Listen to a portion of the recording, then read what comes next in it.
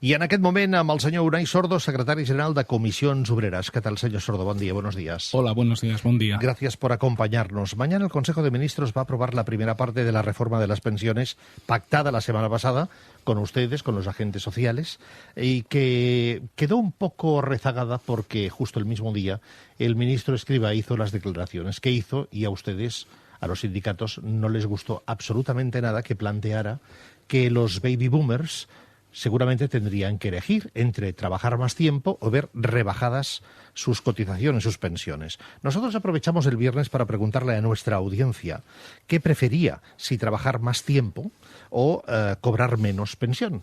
Y nuestra audiencia se apuntó a cobrar menos pensión en un 57%. ¿Le sorprende?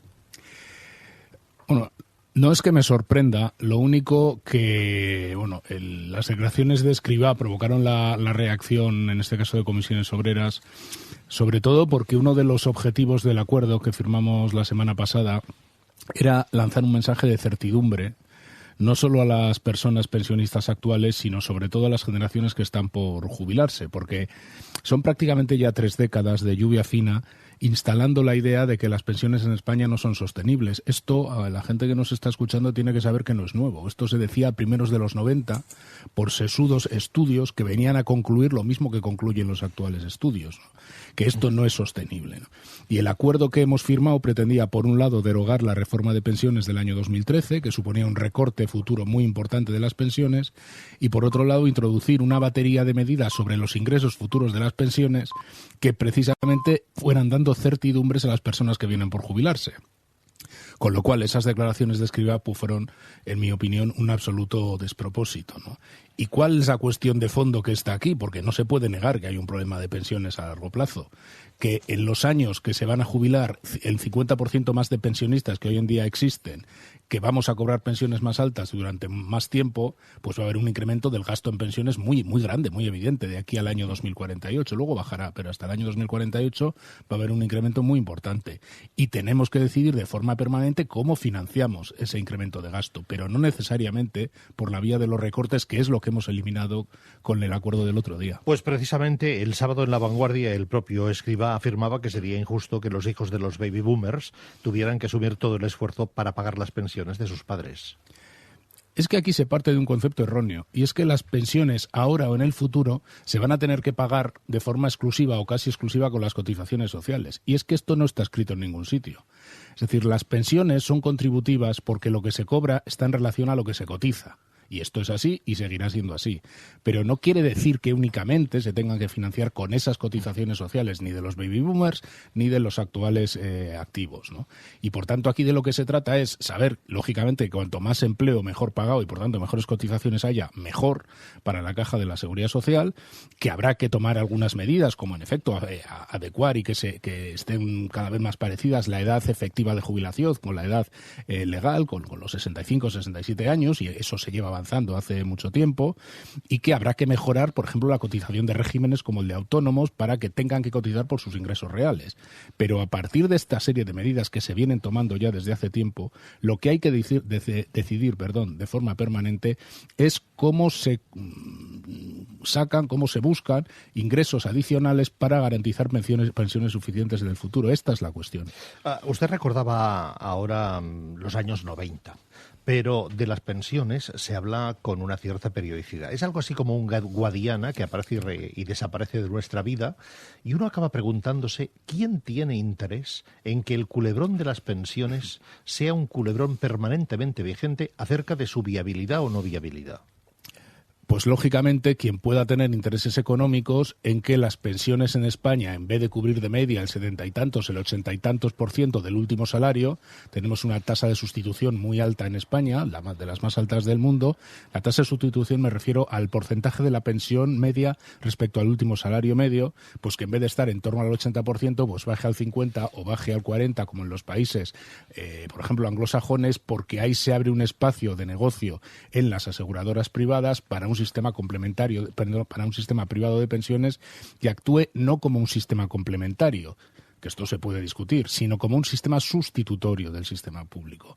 Y, lógicamente, estos estudios a los que yo hacía referencia en los años 90, pues entre otras cosas fueron patrocinados o promovidos por entidades financieras de entonces, que son las entidades financieras de ahora fusionadas. O sea, ¿mantiene usted que entre la banca y las compañías de seguros están los grandes interesados en que se hable de las pensiones y se ponga en duda su viabilidad tal como está establecida ahora por la vía pública? Lógicamente, porque en el momento que las pensiones públicas no tengan la expectativa de que cubren una calidad de pensión como para poder vivir, para que la gente pueda vivir razonablemente con esa pensión que le queda, se abre un espacio de negocio muy importante en el aseguramiento de planes sustitutorios y planes de pensiones privados, claro. Lo que ustedes firmaron con pompa y circunstancia el pasado jueves en Moncloa es la parte fácil o la parte difícil del futuro de las pensiones. Lo digo porque el ministro Escrivá decía en la entrevista de La Vanguardia que era la parte difícil, que lo que viene ahora es muy fácil, pero a ustedes yo les he escuchado decir exactamente lo contrario.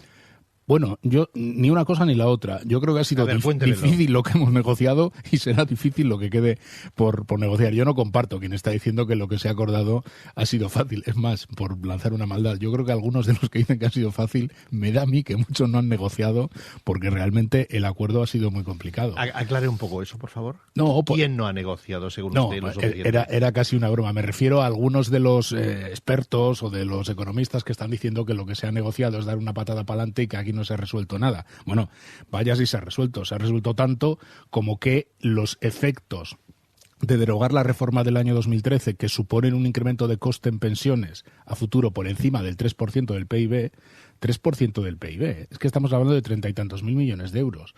Pues ya en este acuerdo hemos apuntado cómo hay que cubrir más de la mitad de ese importantísimo gasto a futuro en pensiones.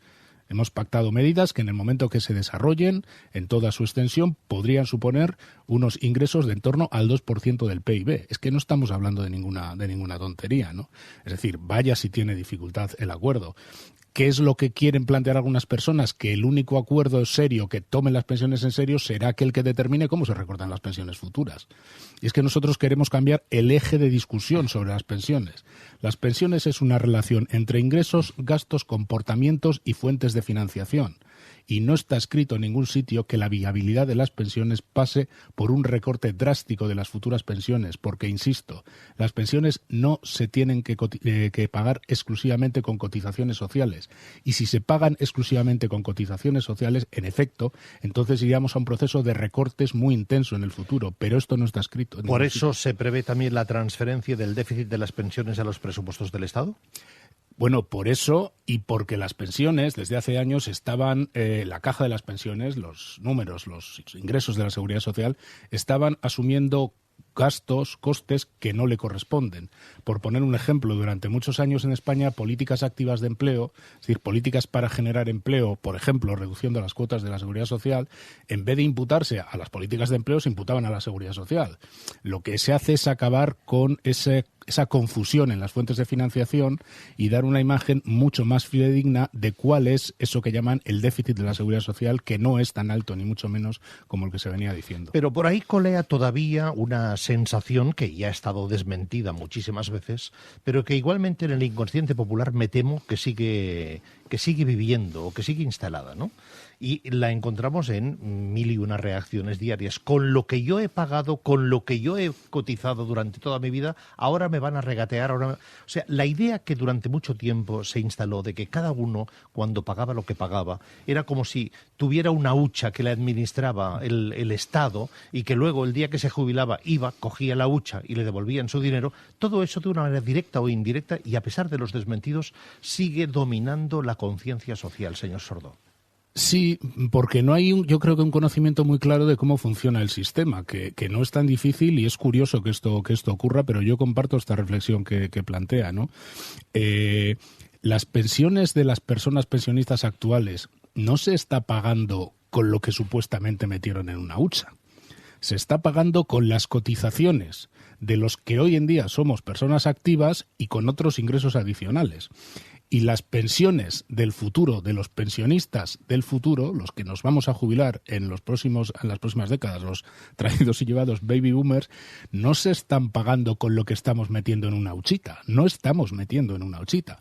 Se pagarán con los activos del futuro y con otros recursos adicionales que se generen en el futuro. Pero este no es un sistema de capitalización. Este es un sistema de reparto. Y la gente no ha metido el dinero en una hucha y con eso da para una pensión, sino que tiene que haber otros ingresos adicionales, porque además la economía crece por efecto del trabajo, pero crece no solo por las cotizaciones, crece por muchos más elementos. La productividad de la economía se puede utilizar también para mejorar el sistema de protección social en general y de pensiones en particular, pero esto no va así. Y el otro día veía un vídeo viralizado en redes sociales de un camionero, parecía ser, que venía a decir esto: yo lo he metido en una caja y que me lo den. No, que haga la cuenta de cuánto ha cotizado, porque ya te digo yo que solo con eso no da para pagar la pensión de una persona que llega a los 86 años de vida. Es que esto no funciona así. Pues precisamente como eso no funciona así, viene la segunda parte. Y la segunda parte es decepcionante también para buena parte de la ciudadanía, porque los que saben que con lo que ahora están cotizando, están pagando los actuales jubilados pensionistas, están diciendo pesimistamente: es que a mí, el día que me toque, no me va a tocar nada porque no va a haber nadie que me reparta nada. ¿Por qué esa tendencia a la desesperanza? Porque se ha instalado la idea de que esto es como un seguro privado, como el seguro de un coche. Y por tanto, si va a haber un 50% más de accidentes dentro de X años, pues una de dos: o se incrementa la prima para ese seguro o se rebaja la cobertura.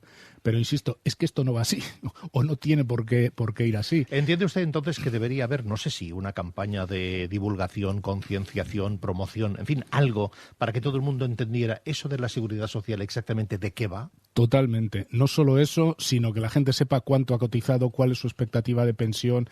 Me parece que sería muy importante mejorar ese conocimiento de cómo funciona el sistema, porque, insisto, no va a haber cotizaciones suficientes para, por ejemplo, en el año 2045 sostener todas las pensiones de entonces, pero nuestra economía puede haber crecido perfectamente el doble de lo que hoy es, por decir algo, por poner un ejemplo exagerado. Y si una economía crece el doble, ¿no puede detraer recursos para garantizar las pensiones durante esos años? Pues nosotros decimos que sí, ese es el juego.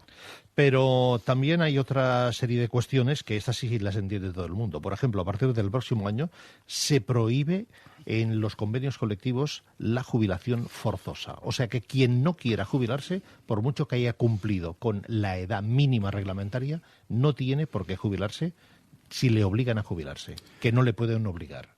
Bueno, aquí había una medida que básicamente era un interés de las organizaciones empresariales, y era la prohibición de las jubilaciones forzosas en los convenios colectivos.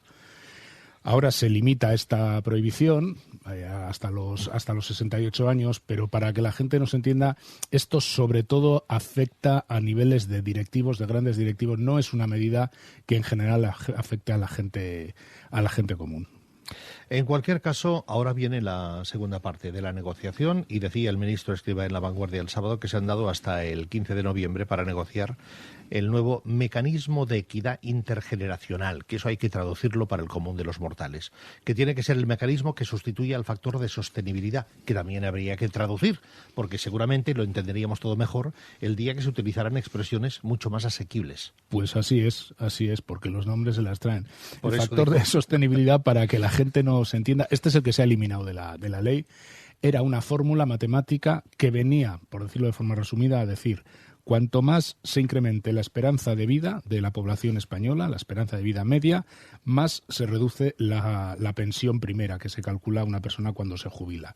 Y esto afectaba sobre todo a las personas cuanto más jóvenes, más les iba a recortar la pensión si, como todo parece cuando salgamos de la pandemia, se recupera la mejora de la esperanza de vida de la población española, que, como se sabe, es una de las más altas del mundo. Bueno, este factor es el que hemos eliminado. Por tanto, ya no va a regir eso de que en función de si se incrementa la esperanza de vida, se reduce la pensión.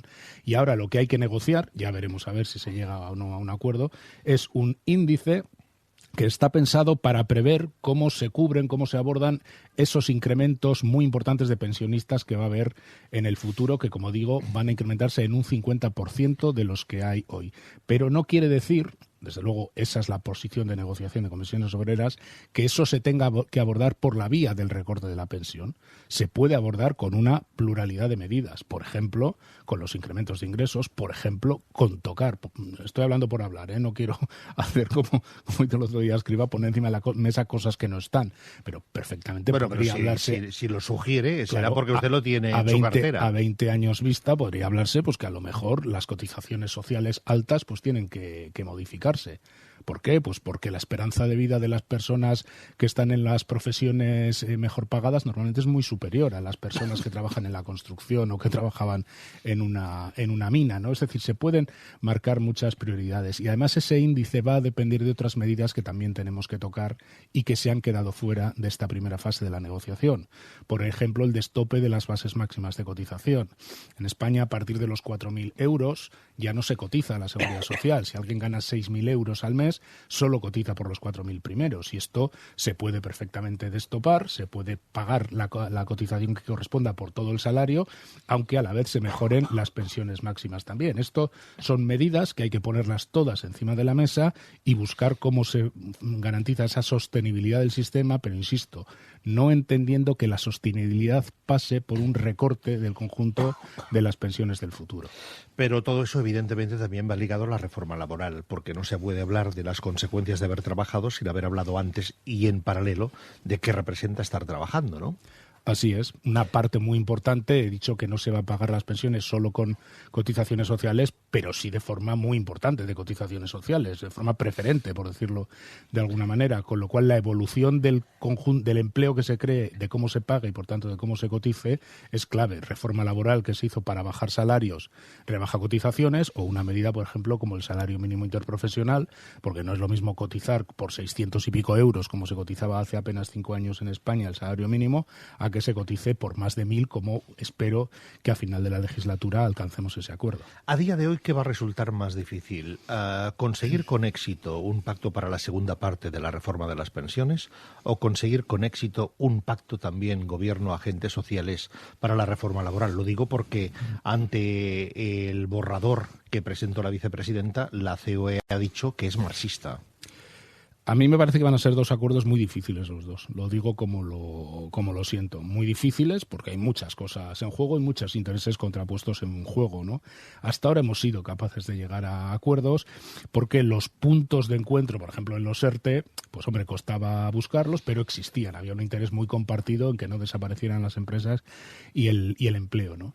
Pero en la reforma laboral es bastante distinto el asunto. La reforma laboral del año 2012 de Mariano Rajoy le dio prácticamente todo a COE, precarizó la contratación, facilitó el despido y lo hizo más barato, mejoró mucho las posibilidades de que los empresarios modifiquen las condiciones de trabajo en las empresas de forma unilateral, debilitó mucho la posición de los sindicatos en la negociación de los convenios. Claro, cuando te dan todo es difícil renunciar, ¿no? Y por tanto va a ser difícil con acuerdo. Pero yo creo que hay que intentar el acuerdo por un lado, y si no lo hay, pues evidentemente en una línea similar a como se está planteando desde el Ministerio, yo creo que hay que modernizar nuestro modelo laboral, hay que estabilizar la contratación, hay que hacer que en la empresa, cuando hay algún tipo de problema, el despido sea la última opción y buscar fórmulas alternativas con esto de la reducción o la adecuación de jornada, la flexibilidad interna, como hemos hecho en la pandemia.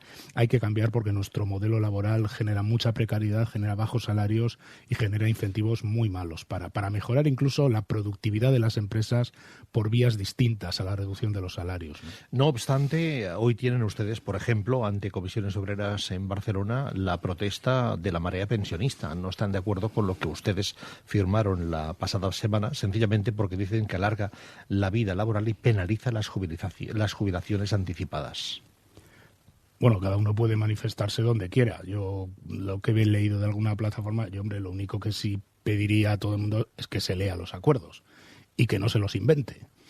Porque, vamos, decir que este acuerdo, primero, ni alarga la vida laboral, las carreras de cotización o las edades ordinarias de jubilación, las legales, son exactamente las mismas, y las jubilaciones anticipadas, que por otro lado estas mareas yo oigo criticar muchas veces, por tanto debieran aclararse si para adelante o para atrás, pero este es un acuerdo que mejora de una forma notable el acceso a la jubilación anticipada.